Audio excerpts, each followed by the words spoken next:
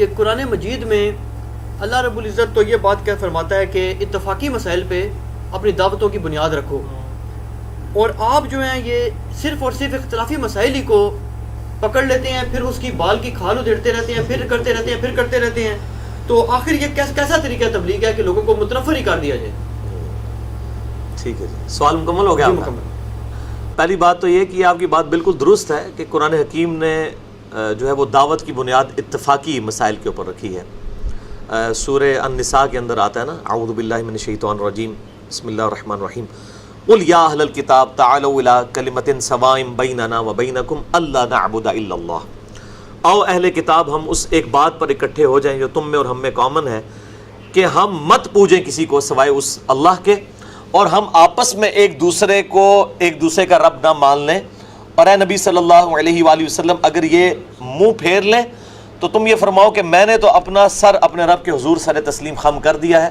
یعنی میں نے اس دعوت کو پہنچانا تھا، میرا مقصد، اور زبردستی منوانا نہیں تھا. ہم اپنے رب کے حضور سر تسلیم خم کرتے ہیں، ہم مسلم ہیں. تو یہ قطعاً قرآن پاک کا یہ مقصد نہیں ہے کہ اختلافی موضوعات پہ بات نہیں ہوگی، اتفاق کی باتوں پر اکٹھا کیا جائے.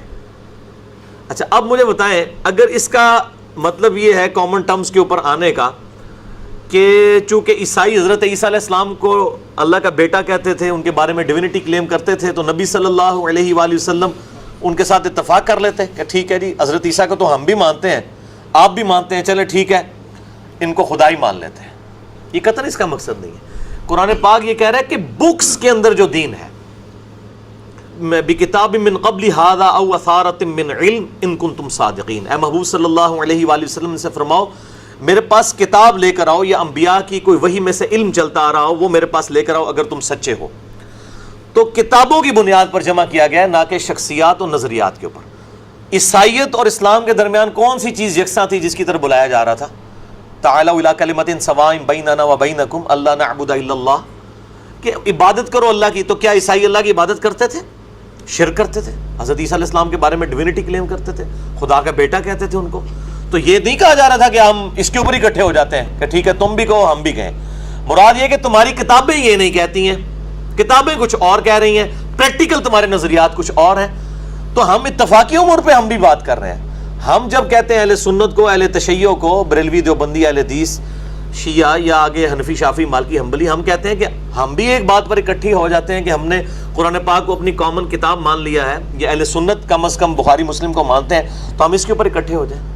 اس اکٹھے ہونے کا مطلب ہرگز یہ نہیں ہے کہ آپ کے باطل نظریات کے ساتھ کتابیں ہماری کامن ہیں ہم اس کے اوپر اکٹھے ہوں. تو ہم الحمدللہ اسی دعوت پہ چل رہے ہیں کہ آ جاؤ اس ایک بات پر جو ہم میں اور تم میں کامن ہے. کیا کامن ہے؟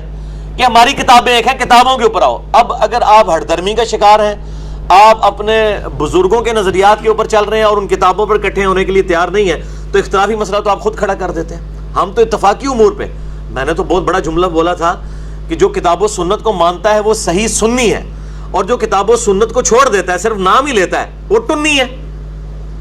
یعنی سنا کے سننی ہے، وہ ٹن ہوا ہے، یعنی اس نے کبھی دلائل کے ساتھ چیزوں کو پرکھا ہی نہیں ہے. تو یہ قرآن کی آیت کو بالکل مس کوٹ کیا جاتا ہے قرآن پاک میں، کہ اس بات پر ہم اکٹھے ہو جائیں جو تم میں اور ہم میں کامن ہے، یعنی ہماری کتابیں جس پر اکٹھی ہیں، نہ کہ ہمارے نظریات ایک ہیں. عیسائی اس وقت بھی، عیسائی اور مسلمانوں کے نظریات ایک نہیں تھے، کتابوں کا کہا گیا. اور آج بھی ہم کہتے ہیں ایک بھی ان ایمبیگوس اسٹیٹمنٹ نہیں ہے پوری انجیل کے اندر یا تورات کے اندر جو توحید کے منافی ہو.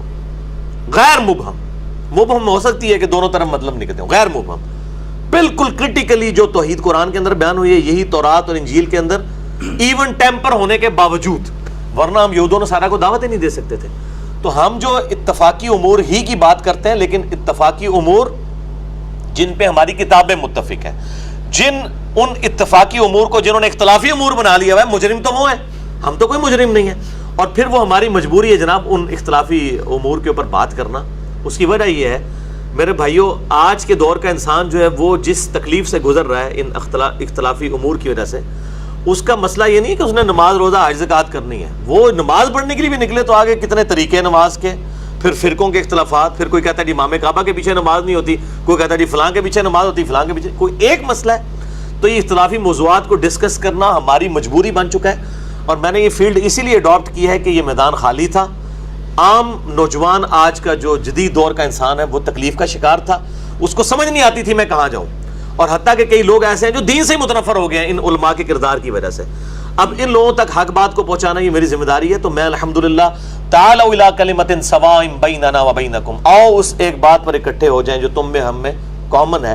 تو میں کتابوں کے اوپر اکٹھا کر رہا ہوں، شخصیات کے اوپر نہیں۔ شخصیات جس میں ہم جمع ہو سکتے ہیں وہ محمد رسول اللہ صلی اللہ علیہ وآلہ وسلم کی مبارک ذات ہے، اسی شخصیت کی طرف ہم بلا رہے ہیں۔ تو یہ اختلافی امور تو یہ بنا دیتے ہیں، ہم تو اتفاقی امور کی طرف بلاتے ہیں، ہم تو کتاب و سنت سے دلائل پیش کرتے ہیں۔ ہم کب کہتے ہیں کہ یہ میرا نظریہ ہے؟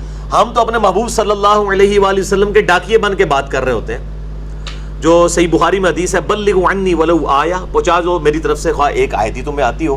ہمیں جو باتیں پتہ چلتی ہیں پھر ہم حوالے بھی جو دیتے ہیں کتاب و سنت سے، ہم کہتے ہیں کہ اگر کوئی بریلوی ہے بریلویوں کا ترجمہ قرآن کا حدیث کا پڑھ لے، کوئی دیوبندی ہے اہل حدیث ہے شیعہ ہے اپنے اپنے بزرگوں کے ترجمے پڑھ لیں۔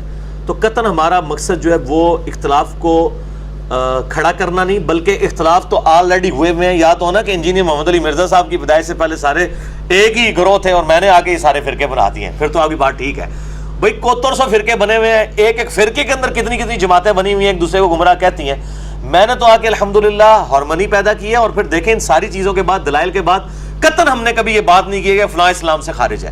باقی علماء جب اختلافی امور پہ بات کرتے ہیں تو وہ اس طریقے سے پریزنٹ کرتے ہیں کہ ہمارے علاوہ سب کے سب دوست کی فرقے ہیں، اور آپ کو تو اس بات کا پتہ ہے، ٹھیک ہے، سب گستاخ رسول ہیں، سب مشرک ہیں۔ میں الحمدللہ دو فرقے، ایک اہل سنت کا آف شوٹ قادیانیت اور دوسرا اہل تشیع کا آف شوٹ جو ہے نصیریہ، ان دونوں کے علاوہ میں کسی مقبہ فکر کی بھی تکفیر نہیں کرتا، خواہ بریلوی ہوں، دیوبندی ہوں، اہل حدیث ہوں، اہل تشیع ہوں، حنفی شافعی مالکی حنبلی، اثنا عشری ہوں، زیدیہ ہوں، میں تو سب کو مسلمان مانتا ہوں۔ تو الحمدللہ میں تو ان سے بہت بہتر ہوں۔ یہ تو اپنے اختلاف ریکارڈ کرواتے ہوئے اپنے علاوہ سب کو اسلام سے خارج کر دیتے ہیں، میں سب سے اختلاف کر کے سب کو مسلمان سمجھتا ہوں۔ اس سے بڑا کیا اتفاقی امر کوئی اور ہو سکتا ہے؟